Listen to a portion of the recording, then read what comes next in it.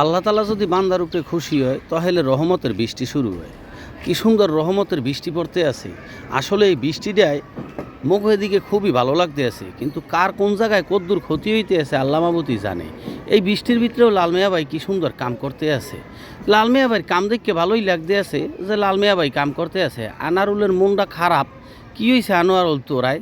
কয় ভাই জানেন না, এই বৃষ্টিটায় ঝড় তুফানে মগো বাড়ির অবস্থা পুরো বেহাল অবস্থা। নুরমিনের বাড়ির কি অবস্থা?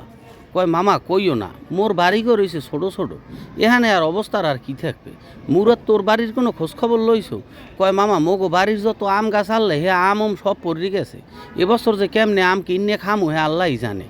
এ তোর মন খারাপ কায়? তোর কি হয়েছে গোলাপ? কয় ভাই কইয়েন না, আম গাছটা ভাঙ্গে মগো বাড়ির মাথার ভার পড়ছে।